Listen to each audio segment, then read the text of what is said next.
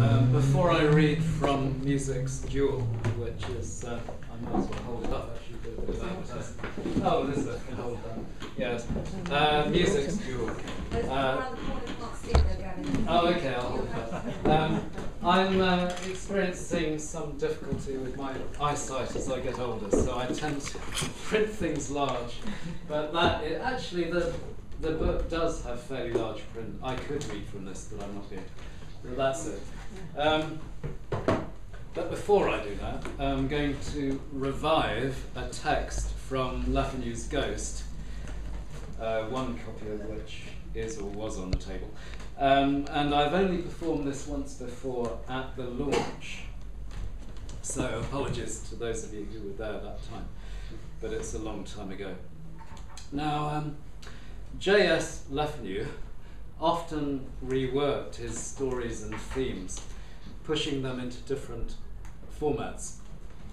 And this text subjects some passages from his work to manipulation, echoing that practice to an extreme. Liquid syntax. I saw even the blue veins that traced their wanderings on the whiteness of her throat. Veins I saw blue on the whiteness that on her throat I traced, even wanderings there. Wanderings on the whiteness, their blue I traced, the throat veins of her saw that even. There were shelves of books too, those of that philosophic school, which bears no amity of revelation, dark and warped by time, great burnt squares of gingerbread. No amity squares those shelves of philosophic books burnt by revelation, time-warped gingerbread, too great of that school which were there of bears and of dark. I say to the ball, I'll not go, if you write him any such letter. Any letter you write will go to him if I say such, not the ball. Them rubbish is making him quite shaky like, and he will not last no time if that lanky, lean ghost of a fellow in black keeps prowling in and out of his room like a cat. No time will last like a cat that keeps prowling in and out of rubbish, lanky black ghost of his room, making them shaky if a fellow lean, and he not a quite like him. I can't mark them places. I don't know whether I'm on my head or heels. Can't I know them heels head on, whether I mark my places or I don't? There's something to vex, but nothing to threaten. Nothing. It's all that comical dream, curse it. What tricks the brain plays us. All to threaten the brain, there's tricks that what comical curse plays nothing. Nothing but vex it something, to dream that it's us. Up through the weather your secret rises. The stones won't keep it, and it lifts the mould, and it tracks your footprints and your fun surprises, and it sits at the fire beside you, black and cold. Up through the stones the weather won't keep it. Your secret at the fire rises, and it sits, and it tracks, and it lifts your footprints, black and cold, and your fun beside you surprises the mould. It is only that in your case, the peary ease, the veil of flesh, the screen, is a little out of repair. Repair of flesh, your only screen, is it, parries the little case that is out in the of the veil. Sad looked to him the smile of the old building and the lordly trees in the sunlight. The window sparkled redly in it. The ivy rustled in the light air, and the sparrows twittered and fluttered among its glittering leaves, recalling many an arrival at the same hour, faint and far away. Lordly sparkled the arrival of sparrows in the faint light glistening. Many among leaves fluttered and twittered, recalling the smile an hour away at the windows. Its air rustled in the ivy, and the same in the old sunlight in the building sad. Redly to him it looked, and far the trees. We never know how much to thank our stars for the luck we have until we come to learn what luck we might have had. Stars might know we had what for. We come, we learn, we thank. Never to have much luck until our have luck to the how.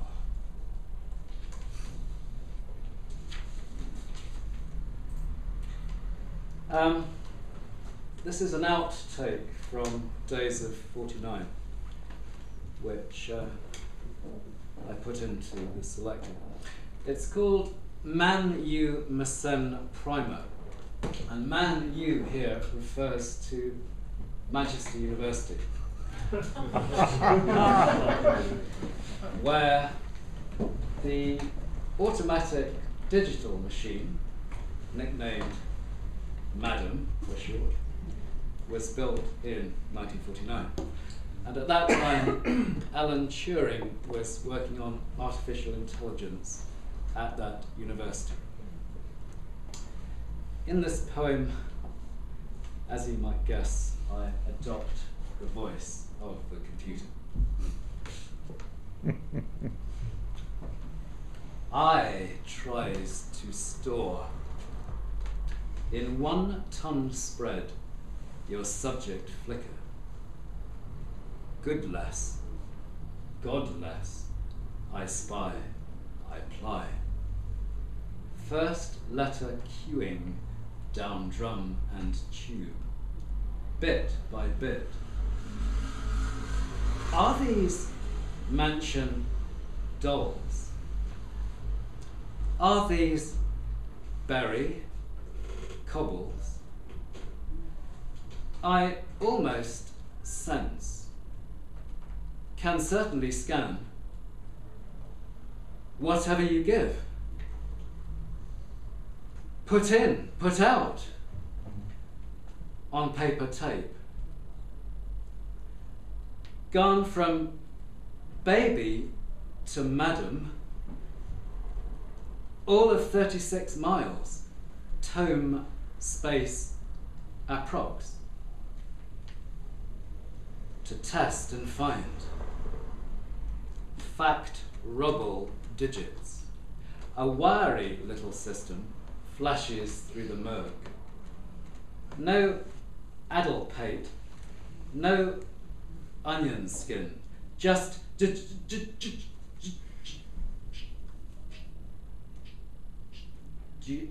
you want halcyon ribates, rotable purlieu, tropological hairness, oozled shirt cut, horoscope meddler. These or any seemed to order. I con, under metal plates and rods, groping the far-domed landscape. Will draw a new idea for the old shambles, boil this turf timber to wage stop. Ever patient as last tram leaves. Tighten or spill might one day usable, save me, you, so implies that Turin igma.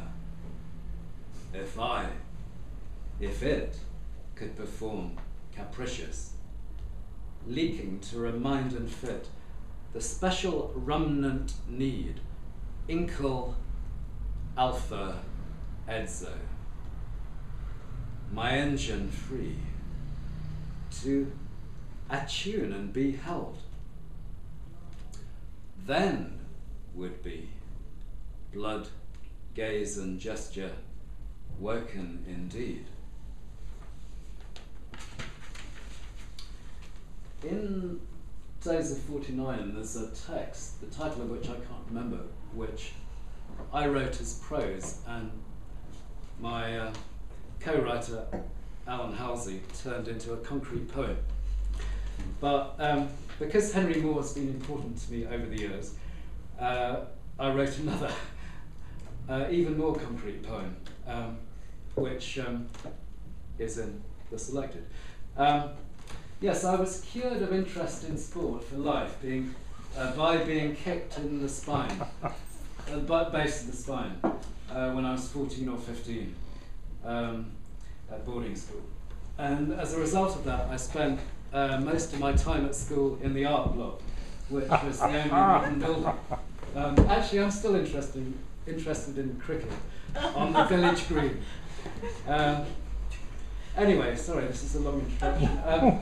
As a boy, my art master took me and one other boy, very privileged, to meet Henry Moore in his studio at Much Hedham, which was a very formative experience for me, and saw the studio and the little maquettes in the studio and the great plaster casts that seemed bigger than anything I'd ever seen out on the hillside behind that were weathered.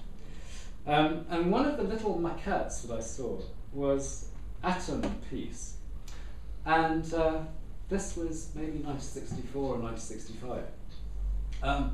When I got to Chicago, University of Chicago, not as a student, but just as a visitor, in 1968, after I left school, I saw Moore's sculpture, Nuclear Energy, which in fact was the same thing blown up. But he'd been forbidden to call it Atom Piece, because P-I-E-C-E can also be read as P-E-A-C-E, and the authorities were extremely anxious. So it became Nuclear Energy, a much more boring title, although you can see that the two are intertwined. So this is a poem that evokes that, but also Henry Moore's work in general. Moore came from Castleford in Yorkshire, mining territory. He fought in World War I. And I wrote this, it's a concrete poem, as I said, in the shape of a skull or a grenade, thinking of his war experience. Bone metallic. What story holds here? Pebble human, half polished. A little piece, every contour learnt, to gross up and win at point of chisel, a curve of hill, mossy crag with mineshaft or stark fault. This is home, a childhood for bluff recall. Mother, lamplight load, bearing on throne, care sturdy as long neck reaches from shoulder. A castle tower over ward, never to admit what strain has some trench to scoop. Then further cleft or cave. So comes a pierced skull. Better, absent belief, all in mustard haze, under night flare, sings quiet by day. A bolder legend, not after a medal, just pull, comrade, it'll count as much. When shorn limbs speak on plinth, a Dale myth there to remember. The force drives on afresh, where tube sleepers go abstract in green.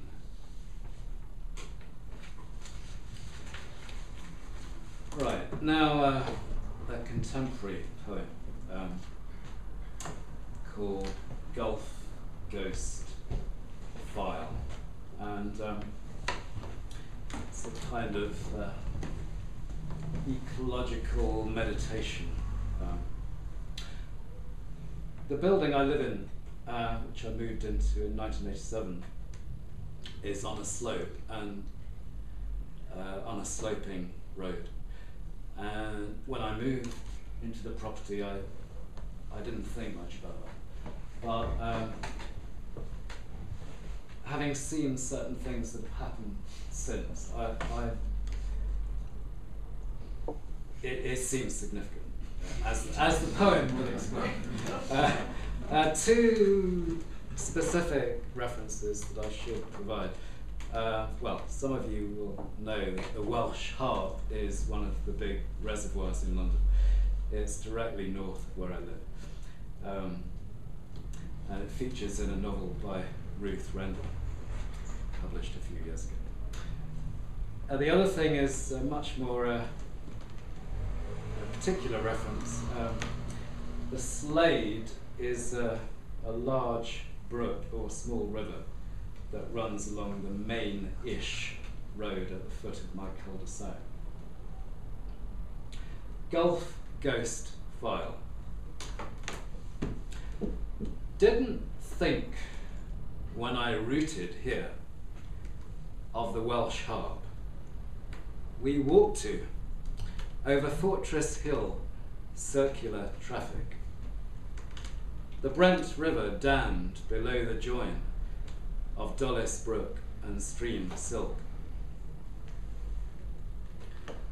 Now I turn out of the house down a slope to the main road, where once I saw down a manhole the brook converted 12 foot down that cannot take today's rain. Rendell's latest has a dank summer of drizzle and storm, and in mind at least the Harp bursting its bank to force a torrent south to Portobello. I read Sam Charters on New Orleans. Proud to swim home, says a bumper sticker. Recall my gris-gris soap by Pontchartrain from Rampart Street in the heat of '68. Could use a nihilometer, the one I saw elephantine in 1990, to measure the height of this floor above the V of the Slade's long streambed road. Swish of a skirt hints God sip unrefrainable murmur and gush. Oh, what would the pledge be, reft of outwelling secrets we find ill come? So we need the rain and we don't.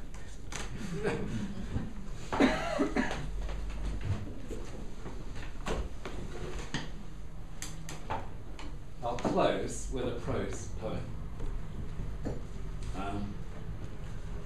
Somebody mentioned intercapillary space.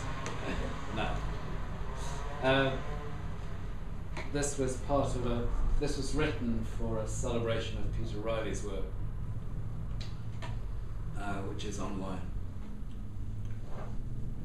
It's called World Levered on One, for Peter Riley.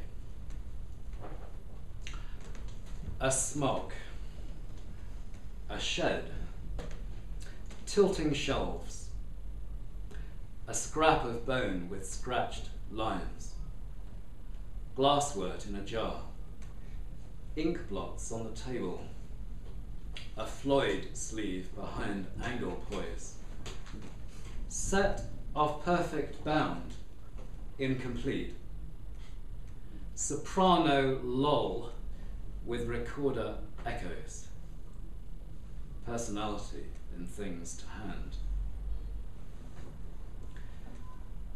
slip into poetry. There's no gain in a lash of progress, crowded words in a huddle, sensation stanzas. Watch what goes on.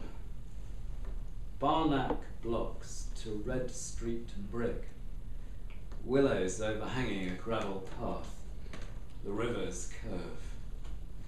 Make a record of plants eaten or avoided, spiky, slimy, silky. Maybe skip what allegory wants to tell. Fresh delves by chance or choice. Intention not to fit when all at last obeys.